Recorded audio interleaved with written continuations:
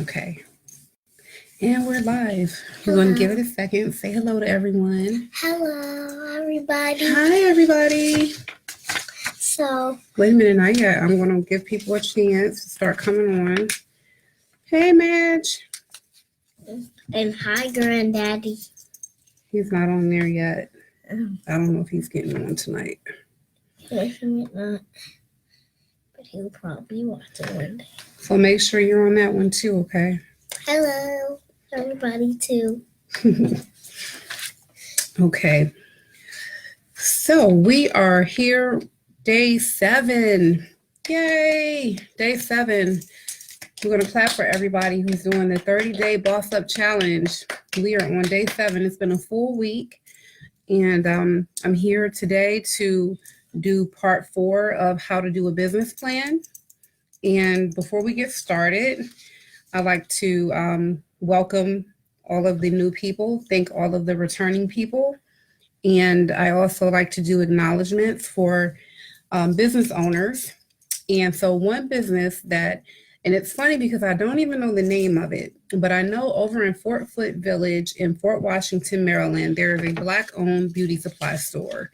And that's pretty rare. So I would definitely encourage anyone that lives local to give them a shot, basically, over in Fort Washington, Maryland. Okay. So, all right. So I'm going to introduce Angelica. And she's going to talk, she's going to open up the show today with a brief talk about, go ahead. So, I'm going to be talking about my bakery shop I'm going to have when I grow up in the future. Okay. So, first thing you guys will know, so I will not be a worker. I will work there, but I will be the owner of the bakery shop. And yes. I will sell food, I will sell snacks, and I will sell drinks. Mm-hmm. And then I will make a lot of money for this time. Okay. So how are you going to go about opening up a bakery shop? I know you were talking about a lemonade stand last time. I'm going to go about, I'm going to make a commercial so everybody can know about it. Okay. All right. So you're going to do some marketing. Mm-hmm. All right. What else are you going to do? How are you going to run your shop? I'm going to probably let people work there for 5 days, see how they act. If they act correctly, I'm going to let them stay. But if they don't, then I'm not going to let them stay until they have a better attitude. Okay, so you're going to have some employees. All right. How you think you would feel about firing and terminating an employee? I would feel pretty bad because I wouldn't want to do it, but I would have to, and then I would feel bad because they also didn't treat the other people or me right. So I would feel bad if I had to fire people. You would feel bad? Yes. Okay. But you would do it if you had to? Yes. Okay. All right. So you're going to open up a bakery shop. You're going to have a commercial so that people know about you, and you're going to get yourself some employees. Yep.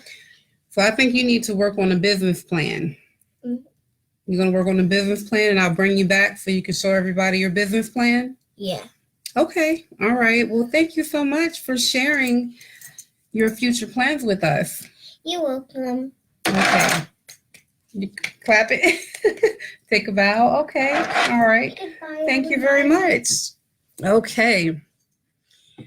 All right. So let's get on with Business Builder Basics. I'm going to give you all 20 minutes of... and I also want to say something else. Don't forget to subscribe to... Oh, yes. Don't forget to subscribe to Business Builder Basics, the channel on YouTube. There's a group on Facebook, and there's also a business page. We appreciate your support. So today will be part 4 of how to do a business plan. This business plan series has become massive. We're on part 4, and Today we're going to work on the financial piece. Okay. The business plan, as I said on the first video, is very important if you're intending to do business with investors, you're searching for partners, you want to show people what you are proposing to do. So the business plan is a very organized and professional way of presenting your business to investors, partners, just presenting it. Now, if you're not going to do that, if you don't have intentions to do that at this stage, then you don't really need to do a formal business plan. However, I would encourage you to put together something for yourself, even if it's not formal, just so you know what your plan is and what your strategy is. So just a brief recap. So far, we've gone over the executive summary, the general company description, products and services, the marketing plan, the operational plan, the management and organization, and that's where we left off last time. Okay, so today we're going to start with the section, your personal financial statement. Personal financial statement. This is important, and the reason why is when you're going into business, people want to know how you handle your personal financial affairs. So when you do a personal financial statement, you want to provide one for each owner of the company or major stockholder. You want to show your assets and liabilities held outside of the business, basically your personal net worth. This is how you're going to calculate your net worth. And, you know, the reason why the personal financial statement is important is, and you may decide to leave this out depending on who you're giving this to. If it's going to be a bank or investors, then absolutely you will want them to have this information. But if it's just a potential partner, depending on the dynamics of the relationship, then you may not need to do all of that. But if you're going to do it, you want to make sure that it's accurate and that people see how you handle your personal financial affairs. One of the biggest problems or blocks, barriers that prevent people from getting into business is not having startup money. And one of the major things that causes people to go out of business is not managing money properly. And so the personal financial statement kind of helps show people how you've managed your financial affairs and what your current status is.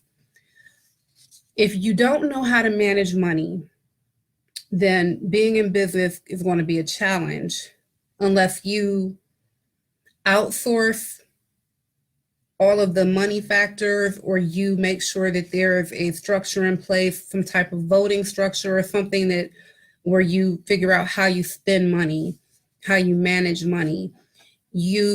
If you in your personal life are someone that overspends, or you don't know how to save, you're not very organized, you don't pay your bills on time, then those things don't translate well into the business world, because that same way of dealing with your personal finances likely is going to spill over into how you manage your business finances.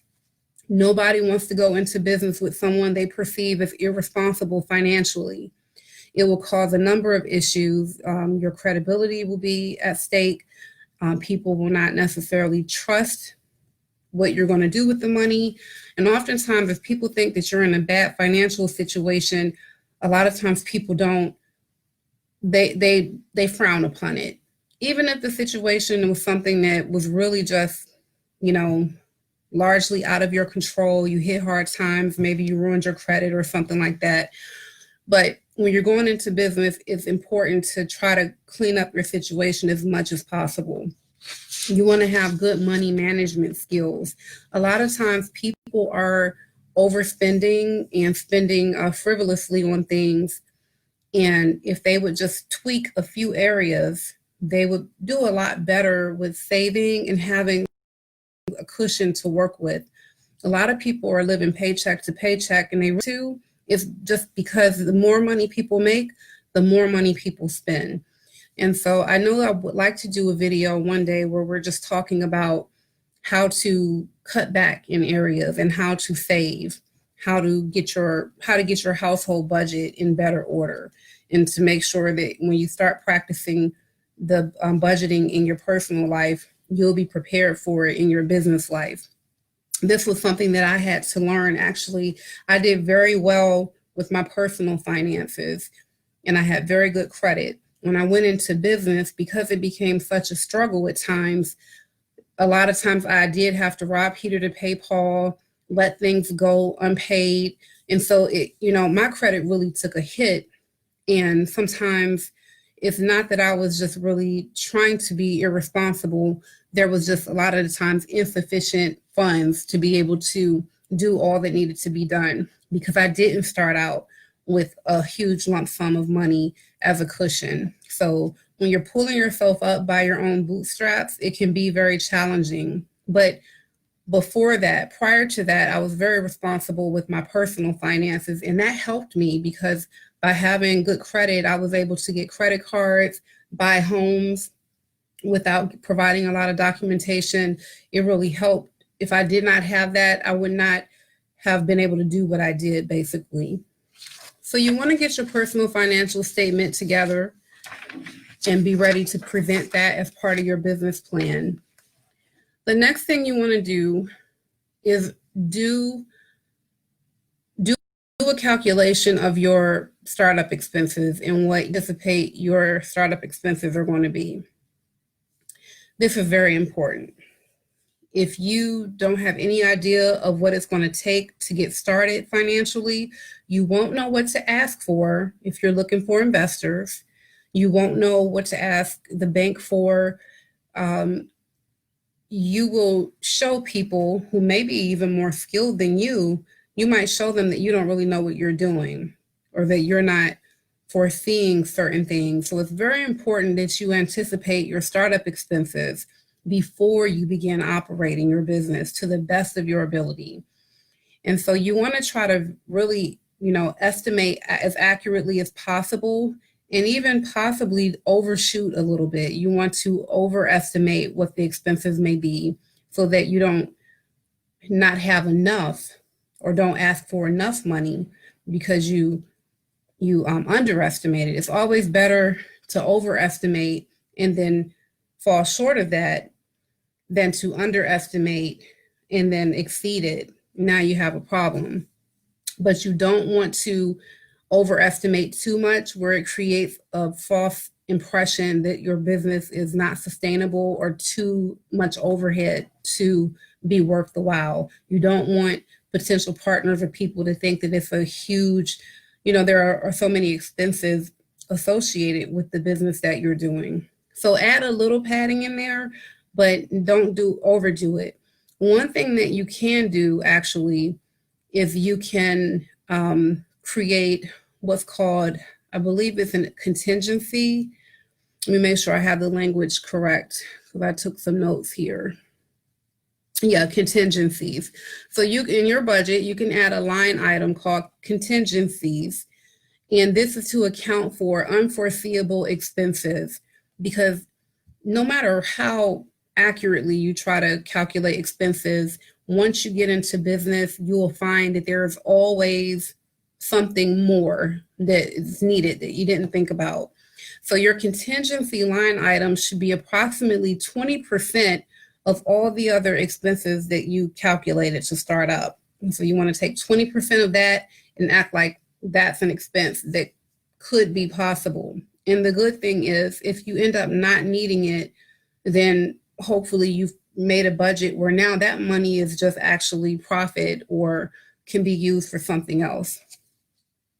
So you want to definitely, this will be one of the most important things that you show a partner or someone that you're asking for money, because they want to know exactly why you're asking for money, why you're asking for how much you're asking for.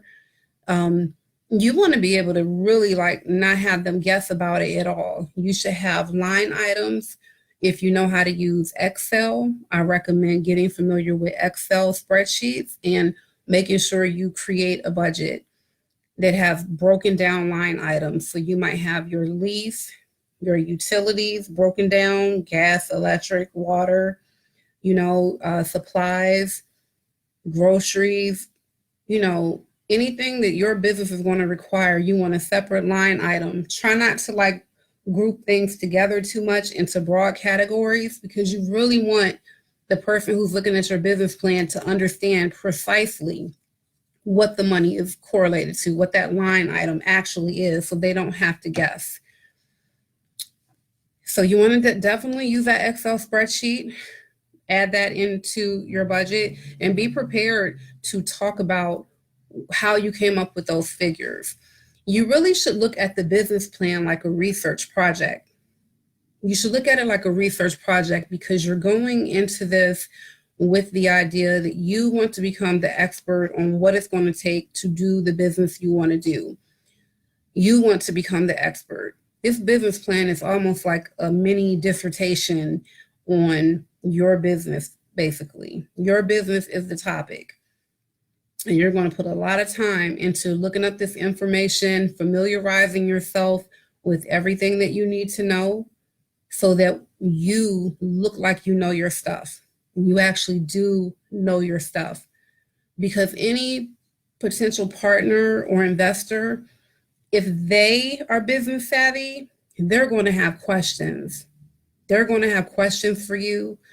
If you want to know what I'm talking about, feel free to watch the show Shark Tank. If that's not something that you watch, I definitely recommend it for anybody that's interested in doing business.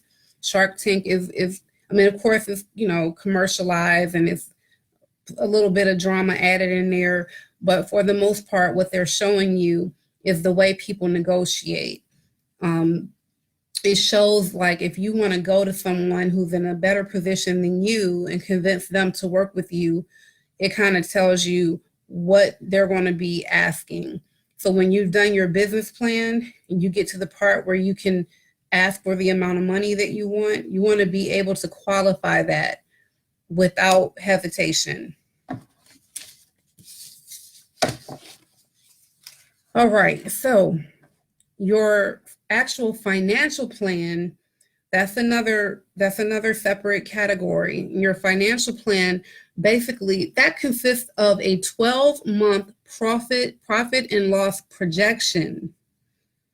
So remember, you're not in business yet, but your financial plan is going to basically project what you feel like your profit and loss statements will be for a year-long period.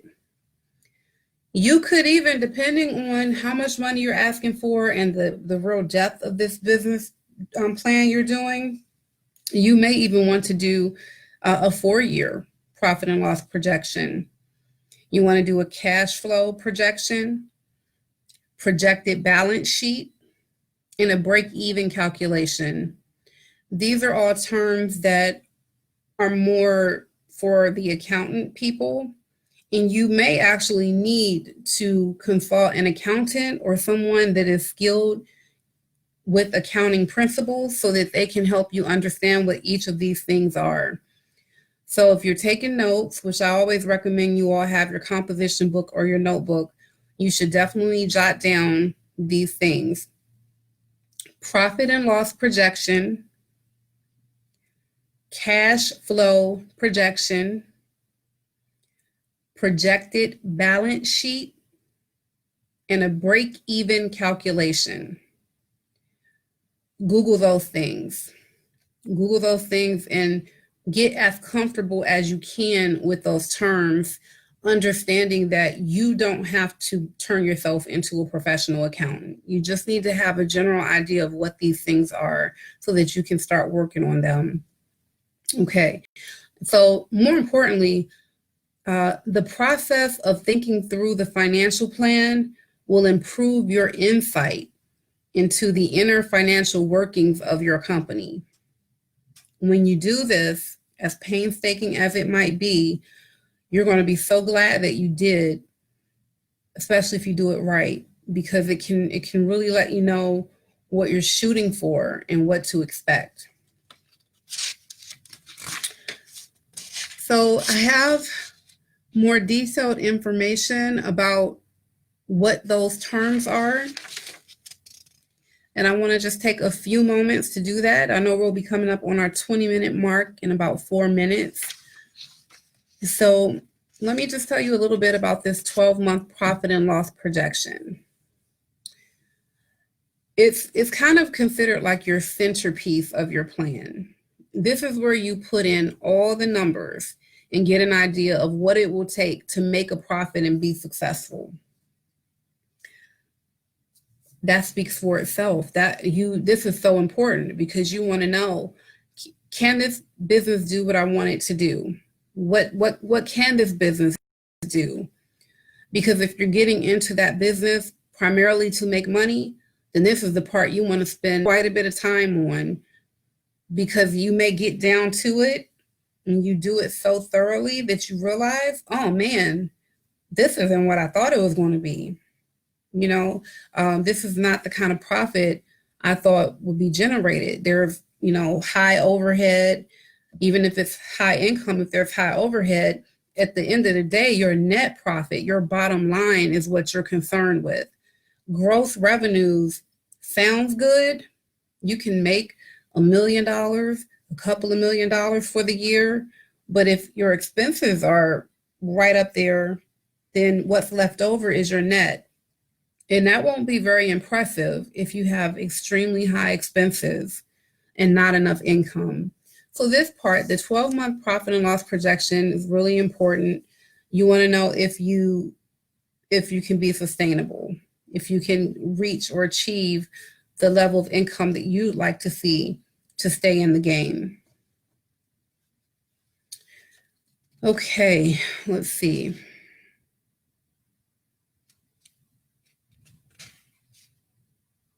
The 4-year profit projection is very similar. It's just you're doing it over the course of 4 years. The reason why a 4-year one is optional, but it can be a good idea depending on how long you plan to be in business. If you plan on being in business long term, the reason why the 4-year projection is good is because you can factor in things like inflation. Expenses go up, minimum wage goes up, leases go up. Everything goes up, gas, everything goes up. So if you factor those things in, can you anticipate increases in your income that are proportionate to the increases in the expenses, or is it disproportionate? Because then it's going to tell you that even if in year one you might have a net profit, but if over the course of the years, your income isn't really going up, but your expenses are. Now, by the time you're at year 4, your net income, the net profit doesn't look very good. So this 4-year projection is going to take more time. You have to put more time into the business plan, but I think it's worth it, because if you want to make sure that 4 years later, you're not going to be disgusted with what you see, this is a good thing to do on the front end. All right. Projected cash flow. This is important because the profit projection is like the heart of your business, right? The 1 year and the 4 year, that's the heart of your business. But the cash flow is the blood, okay? It's the blood. Businesses fail because they cannot pay their bills. I said that at the beginning of the video. Hello. Businesses fail when they can't pay their bills. All right. So although every part of your business plan is important, none of it means a thing if you run out of cash. So the point of this is to plan how much you need before you start up for preliminary expenses, operating expenses, and reserves. You should keep updating this cash flow statement and keep using it. So as you're going along, keep using it, because even after you get into business, you want to stay in business. And so this is a very diligent and responsible way of managing the company finances. This is not something that I would not consider this my strong suit. I use QuickBooks, and I pay someone to do the bookkeeping in-house, and we can pull all these they have these kind of reports that you can pull. As long as you're keeping your data entry up to date, you can pull all these reports and it'll show you things like after you've actually been in business. But the other thing you can do if you were to get QuickBooks is you can actually do like a mock business. You can create a file and do a mock business and kind of see what things would look like if you plugged in the numbers for what you think you would get. So let's see here.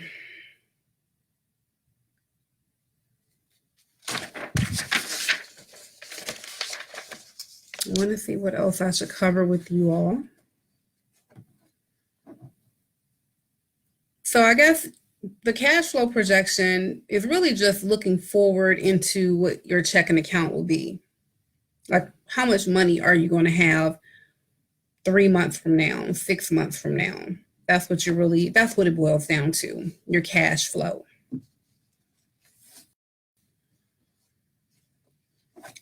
So I don't want to overwhelm you all. So they get tense when you start talking about numbers or financial terms. And so the point of this talking about finances in this evening is just as it relates to the business plan.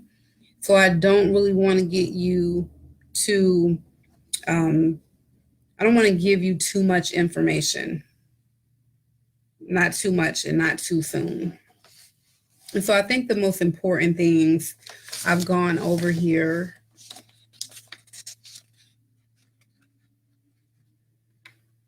I will say something about the break-even analysis. The break-even analysis, that predicts your sales volume at a given price required to cover total costs. So, in other words,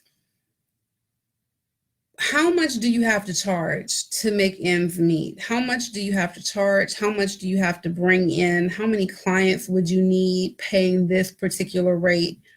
How do you work it where you have something that's reasonable?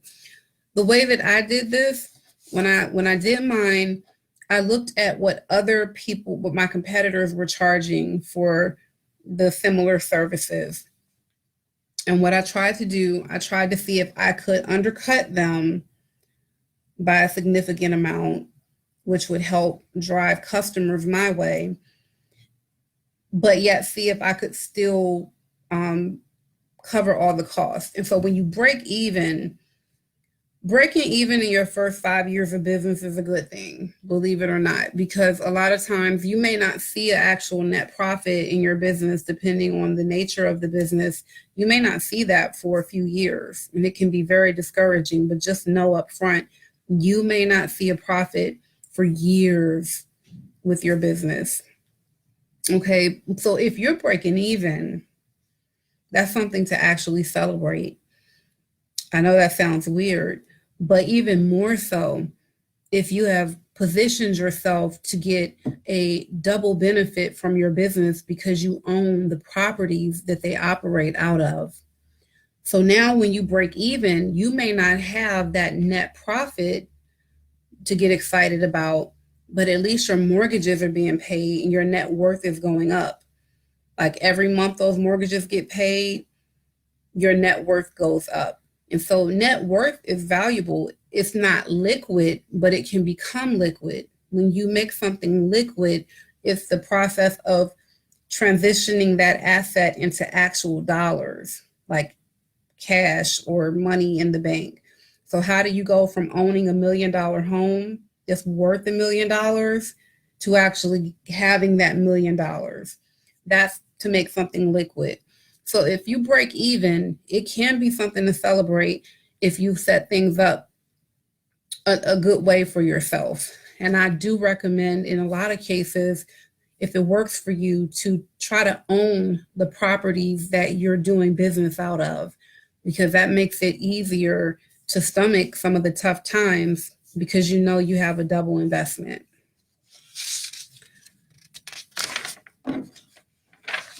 And I think that's all I want to say really about the financial statement.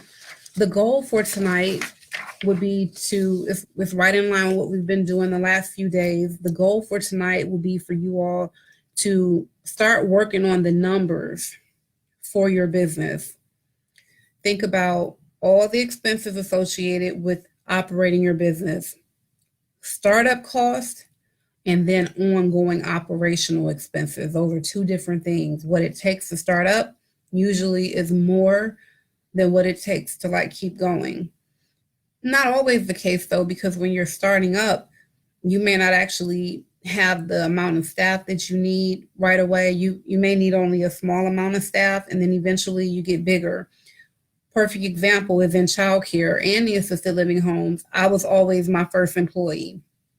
I was always the one that started the work until I generated enough revenue to hire my first employee, and then another, and then another, and then another.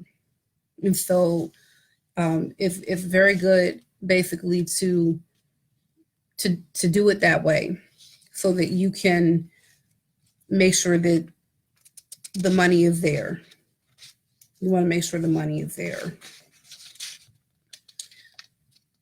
So I think that's all I really want to say this evening. We've had some people stop through. We don't have a lot of viewers. And so I will hang out for a couple of minutes and see if anyone is interested in a Q&A. Otherwise, I want you to set the goal of thinking about your expenses. You may have more or less as startup costs. Typical rule of thumb, your startup costs are going to be more than what your routine operational costs are. But that's general rule of thumb, but that's not always the case, like the example I gave. Once I started hiring employees, I had to make sure the money was there, and it was a much bigger expense having 5 employees than having just me, who I didn't have to pay at all, basically, because I definitely, I would forego a salary. I would say the bulk of the time I was in business, I did forego salary, basically. So I'm going to give you all a couple of minutes and see if anyone tunes in. Of course, you know you can always catch this. It'll be on my timeline. It will be on the YouTube channel. I will post this in the Business Builder Basics group. I will tweet it. I haven't figured out Instagram yet. I'm not sure the Instagram is for this type of thing. It appears that Instagram is mostly for images and pictures. And I don't think Snapchat is really appropriate for this. I have to check it out, but I don't, from how my son explained what Snapchat is, I don't think it's appropriate for this. But you have opportunities to watch this video at your leisure. Just get caught up. Make sure if you're doing the 30-day Boss Up Challenge, don't fizzle out. Don't fizzle out. Hang in there. If you can do anything, I think they say, 21 days is when something, you can make something a habit or get adjusted to something. We're only on day 7, but hang in there. Hang in there and continue with that stamina we talked about. You need that mental and physical stamina to hang in here. And if you can come, give me 20 minutes of your time every day for 30 days, that implies a level of discipline, tolerance, patience, commitment, all which are required to do well in business. Okay. Hey, Toya. So let's see. I'm going to say my highs to everybody to stop through. Toya, Alicia, Ming Lee, Jay, Stan, Jonathan, William, Michael, Jay, Sammy, Gregory, Michael Thompson, Marlon Lancaster. We had quite a few.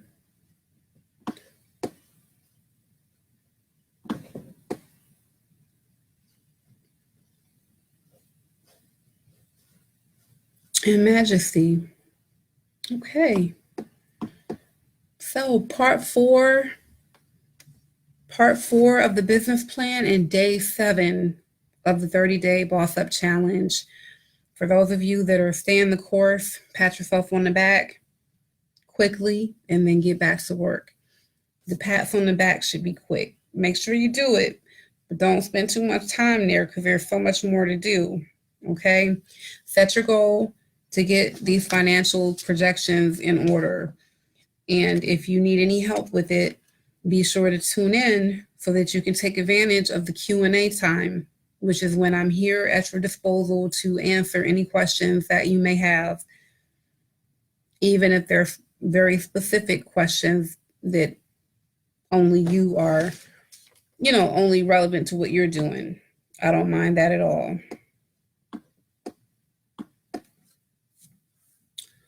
Hello, Ornell. Okay, so I don't see any questions. I gave it a few minutes. Feels like it was a few minutes.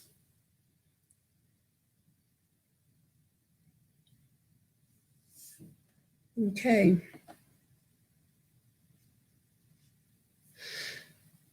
Well, thank you for those that tuned in and those who will eventually tune in. I anticipate, since these videos are going to stay active on YouTube and on the timeline, I mean, there may be people that you don't see these videos until 2 or 3 years from now.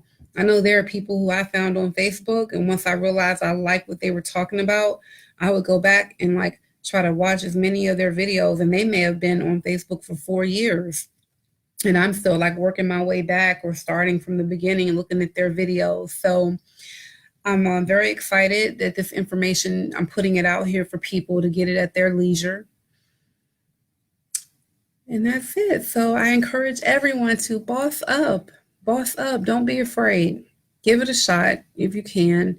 It can be something small, but just, give it a shot. A side hustle, something. It's good to have. It's really a good thing to do.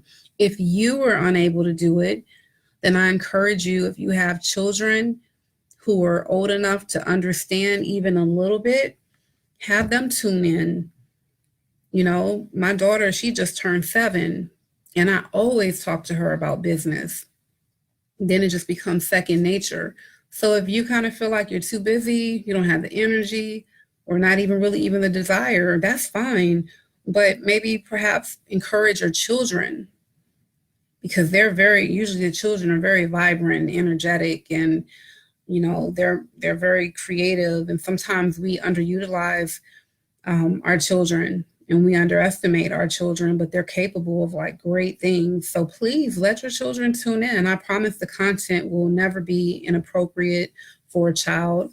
There will never be anything indecent that we talk about here. So let them tune in. Have them watch the video. Maybe I can do a short, maybe 7-day boss up, challenge for the kids, where I make sure that my language and the way that I talk is really down to the level that they can understand it, like lemonade stand level. Or even one of my friends, her daughter was making slime and selling it at school. When I was in middle school, I was selling blow pops. So, you want to encourage those things early. Definitely. All right. So let's all boss up. Okay. Thanks for tuning in.